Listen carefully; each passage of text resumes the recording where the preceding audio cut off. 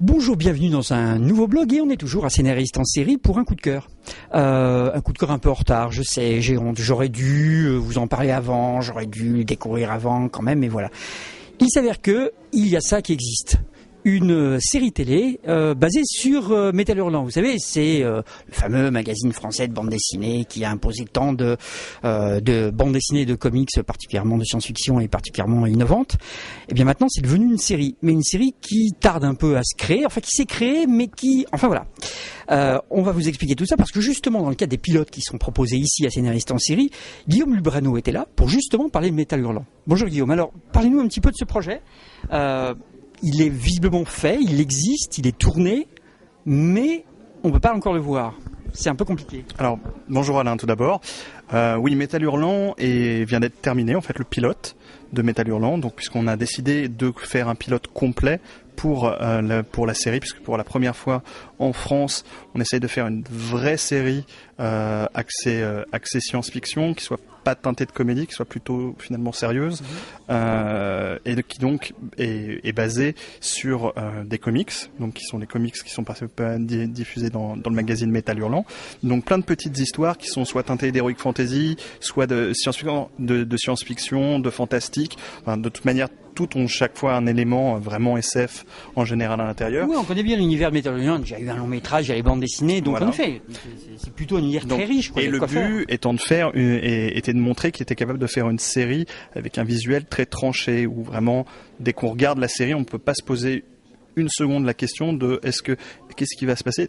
Non, le but c'est que dès qu'on regarde la série, on sait qu'on est dans de la science-fiction et du fantastique. Donc on répond au code du genre. Et pour l'avoir vu, mais simplement je peux donner mon opinion, pour avoir vu 8 minutes, je verrai les épisodes après, je vous jure. Mais pour avoir, en tout cas le pilote, pour avoir 8 minutes, je peux vous dire, c'est quand même très riche, c'est extrêmement bien tourné, c'est bien foutu, c'est très professionnel, disons-le franchement. Donc et c'est merci en tout cas déjà de ça parce que ça fait plaisir parce que ça fait un moment qu'on travaille dessus quand même, donc forcément ça fait plaisir quand on nous dit ça. Donc puisqu'en fait oui, ça va faire un petit peu moins d'un an qu'on a commencé à travailler dessus à partir du moment où on a eu la licence. Donc comme ça on a pu puisqu'on produit avec les humanoïdes associés la série et donc on a fait ce pilote tout simplement parce que on savait que sur le papier, aller voir les chaînes télé en France et leur dire écoutez, on va faire de la science-fiction, il va y avoir des vaisseaux, il va y avoir des choses comme ça. On s'attendait à ce qu'on nous regarde avec de grands yeux en nous disant mais écoutez, ça c'est pas vraiment ce qu'on recherche, c'est pas quelque chose qui est faisable en France, les Américains le font, et nous en même temps on se dit Métal Hurlant c'est une propriété française, c'est un nom français, c'est de la science-fiction comme finalement on pouvait l'avoir dans d'autres séries type Au-delà du réel ou La quatrième dimension. Oui, absolument, tout à fait. Et on s'est dit il faut le faire, il faut faire un pilote parce que c'est une série qui a le potentiel en plus de franchir les frontières. Alors ce qui est quand même assez intéressant, et c'est ce que j'ai appris, c'est que grosso modo vous étiez au MIPCOM, ce qui est le bon endroit a priori pour essayer d'intéresser toutes les chaînes internationales à un projet de fiction, et que visiblement ça a été plutôt bien ressenti par pas mal de chaînes internationales, mais que en France, alors que comme vous venez de le dire, c'est quand même Métal Hurlant, c'est quand même un produit français, là, visiblement ça bloque. Donc, grosso modo, c'est une série qui risque d'exister pour l'international, j'ai bien dit risque, et pas pour la France. C'est franchement honteux, quoi. Mais là, c'est moi qui le dis, hein.